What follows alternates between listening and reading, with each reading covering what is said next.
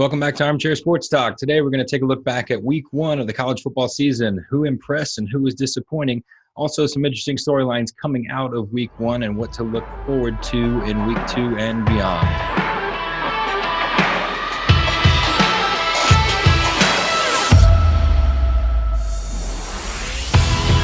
Good evening, everybody. This is Brandon Harris. I'm going to be running solo tonight, so I just want to recap week one and kind of run through some of my initial thoughts after a very, very busy and awesome college football weekend. I think the biggest and most surprising / impressive thing from week one to me was the new starting quarterbacks. And there was three in particular that I watched that literally just jumped through the TV screen. Justin Fields at Ohio State looked absolutely like a beast. 18 to 25, 234 yards passing, 4 touchdowns, a couple long runs on the ground. I think 5 total touchdowns, won the Manning Award for Player of the Week. Looked absolutely phenomenal.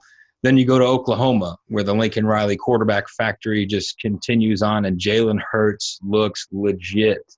20 out of 23 passing, 332 passing yards with 3 touchdowns and 96.7 QBR rating. Just looked like a different passer. I mean, Sean and I had spoke last week about how it's going to be interesting to see just how Lincoln Riley adjusted his play calling and his scheme to fit a guy that might not be as accurate as a passer than Kyler Murray or Baker Mayfield before him.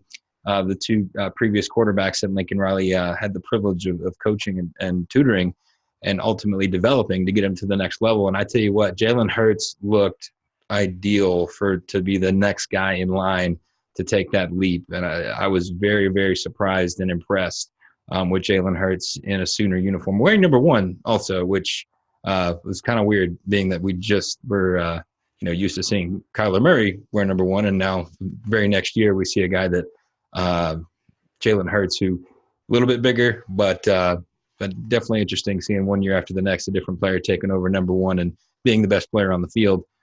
And then Jacob Eason, quarterback out of Lake Stevens, Washington. Going back on him, he was the number 1 player coming out of high school in 2016, Gatorade Player of the Year. Ended up committing to Georgia in one of Mark Richt's last classes there. Started as a true freshman. And then his second year, he came back, got injured in the first game, got beat out by Jake Fromm, which is then one of the many pieces of the Jake Fromm quarterback carousel that has caused one piece to move to another school, to move to another school, to move to another school, made possible by this transfer portal, which Sean and I have spoke of several times. But Eason finally gets his opportunity back home in Washington, and the guy looked like an NFL arm 110%. He had the accuracy, he had the length, he could throw any football where he wanted to. 27 to 36, 349 yards, and 4 touchdowns. So some pretty phenomenal numbers from those 3 guys. For me, they have NFL talent written all over them, and that includes Jalen Hurts, who, again, the jury was kind of out on coming into this year. But the way those 3 played with the supporting cast around them, with the coaching staff around them, I think the sky is the limit for those 3. Very, very impressive. So adding those 3 into already the stellar group of incumbents we had coming back, a la the Tuas and the Trevor Lawrences, the Jake Fromms, you can throw in a Sam Ehlinger, Ian Book. I mean, this quarterback crop in this year's college football, and apologize if I miss any other guys, but absolutely loaded. I think of Shea Patterson as a guy who could maybe squeeze in there. There's a shout out to my buddy Sean there, a Michigan fan. But really a lot of good quarterback play across the league. And that leads me to my next point, that the most meaningful game of the weekend, which by all accounts, I think the game of the week was Auburn and Oregon. And really my Oregon not being able to put away Auburn, I think essentially takes them out of any chance of a college football playoff run. I think that a 1-loss Pac-12 team, even though Oregon does have, a very talented roster and could very well run the table. Justin Herbert, under center, who's the guy that I just missed mentioning. So no disrespect there to Mr. Herbert, but I just don't see a one-loss Pac-12 team jumping even a two-loss SEC team, the top-tier SEC teams. I just can't see that happening. And even a one, if they're up against a one-loss Ohio State or a one-loss Oklahoma, a one-loss Notre Dame, I just don't think their resume is going to get them to leapfrog any of those other teams. So that really leaves the Pac-12 with two possible contenders to make the college football playoff or even be, in the conversation. And that would be Washington, who I just mentioned. They're right now in the top 15 or just outside it. And then a Utah team who played a very impressive game and beat BYU last week as well. I was really impressed with the Utes there.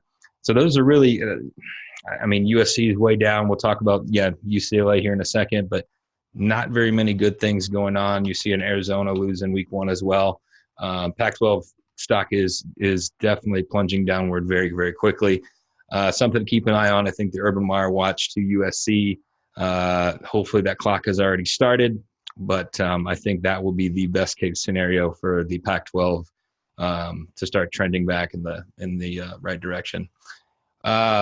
Mentioned UCLA, but that was another meaningful game. I think coming off an off season where I think a UCLA fan, you had to think to yourself, hey, this is year 2 under Chip. He's got his guys in here. He's got his coaches in another offseason, another full recruiting cycle, another offseason of workouts, so on and so forth. And they come out on the road to a mid-major American Athletic Conference Cincinnati team. And no disrespect to Cincinnati, but UCLA is supposed to be a better team and beat Cincinnati. And this is the second year in a row that they start the season with a loss to Cincy. Last year, I think they had, as we talked about last week, I think they had a little bit of a mulligan, so to speak, because it was, Chip's first or second game. I can't remember if it was the start of the season or not, but it was the first or second game, new system, trying to, had a lot of players that were new to the system that might not fit the system from the previous regime. So getting a whole nother year to plan, to study up, to strategize, and they can't even beat an AAC team, albeit a good AAC team, but it's still an AAC team. They should be able to have, by this point, gotten enough talent in there to knock off Cincinnati. And with that being said, since he had a great year last year, they played a very disciplined football, and they beat the opposite of that in a Chip Kelly coach team. And then going back to that, Chip, his recruiting has never really been exceptional, and they dropped down to number 40th in the country and 6th in the Pac-12 this last offseason in the 247 rankings. So I think he had a top 20 class his first year. So starting out the second year like this, again, the Pac-12 in general, and then a team that would hopefully start to point the conference in the right direction and be one of the horses in that conference, doesn't look like they're there yet and may not get there at all with the Chip Kelly-led UCLA Bruins. So not very much good news coming out of the Pac-12, I should say. I do want to point out again how impressed I was with Jacob Eason. I think them in Utah, and I think there were certain points where Justin Herbert was impressive. But beyond that, that conference is just terrible. I mean, very, very, very bad conference as a whole. Probably one of the worst we've seen in a long time in a Power 5 school. Moving on. Don't know how this wasn't the lead off to the whole show, but the SEC had a really rough opening week. Tennessee lost at home to Georgia State. Georgia State was 2-10 overall and 1-7 in the Sun Belt in 2018. Huge blow to Jeremy Pruitt's program. They had a lot of momentum going back to that Tennessee program in Knoxville. It reminded me watching that game just with the crowd and the way that the energy of the stadium just seemed to have the wind knocked out of them. And they just like, okay, well, we let them score there, but we're still going to keep it together. We're going to let them play close. We're still going to win. Just didn't happen. Georgia State kept making the plays. Great for Georgia State. But, man, that is tough for a program like Jeremy Pruitt. I think, like I said, a lot of things heading in the right direction. Ultimately, I think he's done a better job recruiting, although it's going to take time. He got some different coaches in there, cleaned up some of the disciplinary messes and whatnot from the previous regime. And then, man, lose to Georgia State to start the season at home. That's rough. That is really rough. More bad news from the SEC and the SEC front. Missouri lost to Wyoming. Just to repeat that. Two huge upsets. Not really much to say on either one. I think, again, Missouri was another program we had previewed in this, in preseason, our preseason shows. Missouri might be a team to surprise some folks. Sometimes in football, here very clearly, you cannot predict what's going to happen in any league. But in the SEC, there are some teams this year that are not going to be able to pull their weight. And I think Missouri and Tennessee will rebound. But boy, did they get their seasons off to a rough start. And Wyoming is a pretty decent program. Before I say that, let me double check and see what their record was last year. But yeah, very surprised to see. Yeah, so they won their side of the Mountain West Conference. I'm going to double check. Okay, so they were third. Overall, Wyoming, don't know anything about them. I apologize. I believe, though, they have had a pretty decent and competitive program. But for Mizzou to come out and just really fall flat on their face was rough for a Missouri team that, again, for the SEC East's sake, they would have liked to have had another team kind of ascending, calling out of South Carolina, Tennessee, Missouri, even a Florida, who came out of the gates looking real sloppy and not like a top 10 team in their win over Miami. Then you look at, we mentioned South Carolina, a Mac Brown-led UNC Tar Heel team in his first year back there, knocks off South Carolina. News on that, Jake Bentley will be out for, I believe, 6 weeks, I should say, the South Carolina signal caller. So a lot of tough news also in the SEC. Also, Ole Miss lost to Memphis, only was able to put up 10 points and lost 15-10 to Memphis. Arkansas beat Portland State by 7. And again, Tennessee loses to Georgia State. Just not from top to bottom, not what you typically would expect from an SEC. However, Sean and I have pointed out in recent shows that you're going to see some parity in the SEC, and from top to bottom, they're going to be tiers. And, to start off this year, it just looks that the mid to bottom tier of the SEC may not be as strong as in years past, and that's understandable. However, I do think the top tier, we made pretty clear in our preseason predictions that it was clearly Alabama, clearly Georgia, with LSU following at a third there. The debate really came at number 4, and Sean made a good point for why it could be a Florida. But I think after watching Auburn beat a good Oregon team and come back in the way they beat that team, and then seeing Gus Malzahn back, calling plays again, back behind the controls, so to speak. Like, he gets so into the game when he calls plays that it just, as an Auburn player and a fan, like, you get fired up. Like, he literally gets that whole team going. And I think the other thing that also makes a lot of sense is seeing how Bo Nix fits that offense. He didn't play like a true freshman. He was very composed as a player, seemed to be much more mature and veteran-esque than you would expect from a true freshman. But what's interesting is this kid played for his dad, Patrick Nix, who was also an Auburn quarterback back in the day, who is now a high school coach. And Bo actually started for the varsity team for his dad as an 8th grader in high school. So the guy's been used to be playing against bigger, faster, stronger guys. So this is just another adjustment for him, just a different field, different uniform, whatever. But the game didn't seem too fast, seem too big, seem too loud for him. So I think the way that he was able to compose that team and kind of galvanize that group and bring them together was very much like a Jake Fromm did early in his career as a true freshman at Georgia. Looked like a veteran, looked like he's able to make all the throws and big plays, and I love the fact that he's a mobile quarterback. behind Gus Malzahn. I think that's exactly the kind of quarterback that he thrives with. Coming off last year, they didn't really have that in Jarrett Stidham, and I think it kind of made that offense a little bit more stagnant than usual. So I think it just a lot of things pointing in the right direction for Auburn, which I hate to say as a Georgia fan, but it's going to make for a good matchup, and the conference as a whole, more competition, the better. But it is tough to kind of see your rival kind of getting all the pieces put in the right place. So it should be a great game and some more competition on the other side of the division and the SEC in general.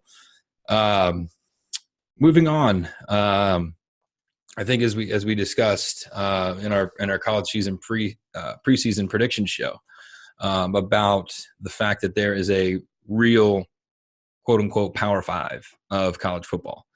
To me, that was just case in point in week one in terms of with Clemson, their well-rounded attack, Trevor Lawrence behind center there with Alabama, replacing the depth at linebacker, Tua just looking like making all the throws look like he's gotten even better. A Georgia who came out looking a little bit different on offense, which I think Sean and I will get into a lot here in the near future, but with just a veteran Peyton Manning, Drew Brees-esque Jake Fromm in the backfield, directing, making audibles, calling plays, coaching players up, and a very explosive and I think underrated wide receiving core that looked very good, plus a Zamir White.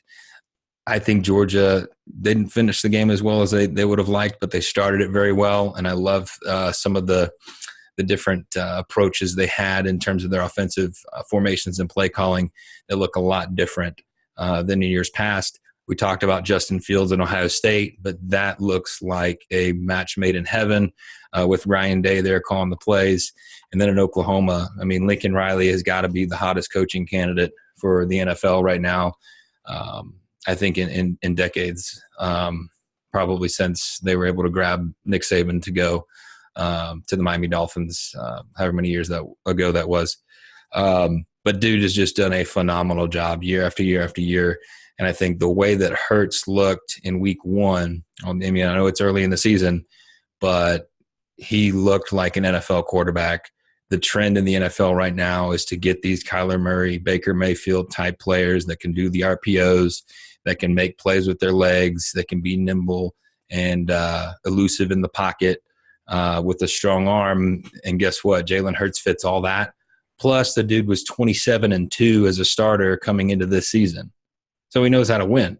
The only knock on him was he didn't have the best completion percentage as a passer. He didn't really show, that he could throw the ball downfield accurately. Well, guess what? He comes into week one and shows us exactly that. The dude goes 20 for 23 for 330 yards. So, yeah, showing that ability to kind of stretch the field a little bit, throw it downfield. I know they played Houston.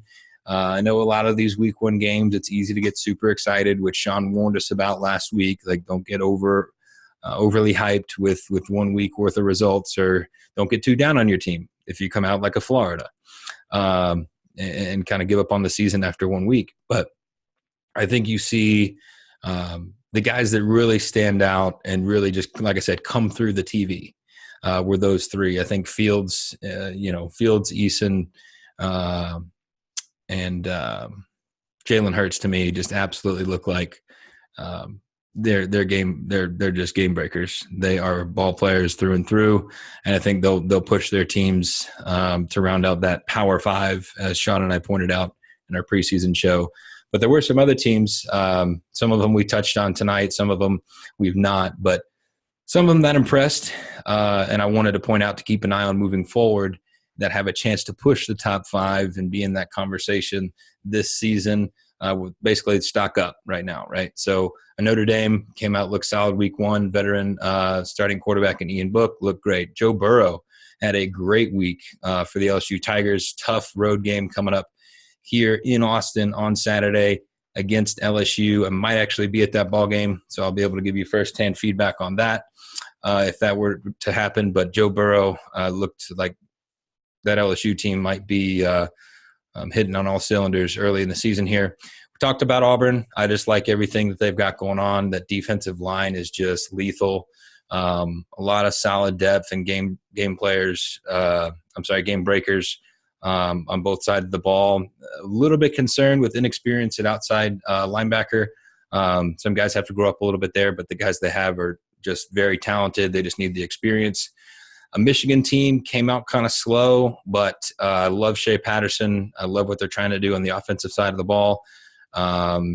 And I think they have a lot of good things going. I think this might be the year. I don't think Harbaugh is going to lead the Wolverines to win over Ohio State, but I think this is the year that maybe they start to get into that playoff talk a little bit more than years past.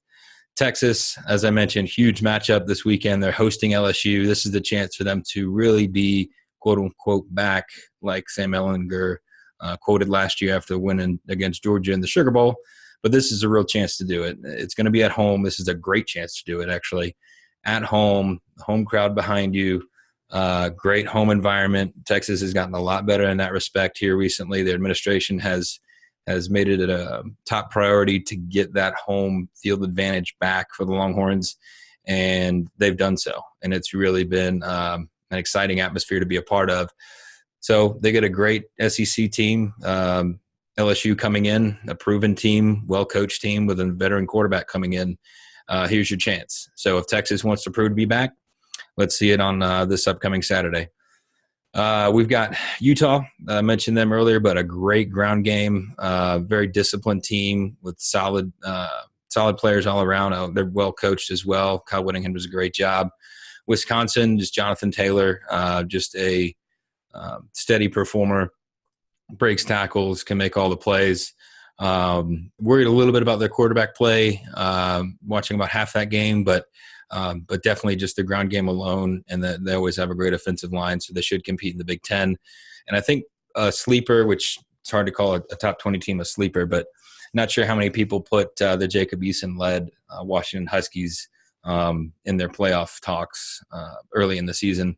And just based on what we saw from him and that team around him, I think they could make some noise. It's going to be in the Pac-12, so they should have an easier slate to get there. But they should certainly deserve, if they run the table, to be in the discussion. Later this week, Sean and I will get together for an LSU at Texas preview. That game is going to be this Saturday, the 7th, 6:30 Central on ABC. So sometime before then, keep your eye out. We will drop another video for you that'll break down this game, let you know how LSU can win the ball game, how Texas can win the ball game, and finally make our predictions.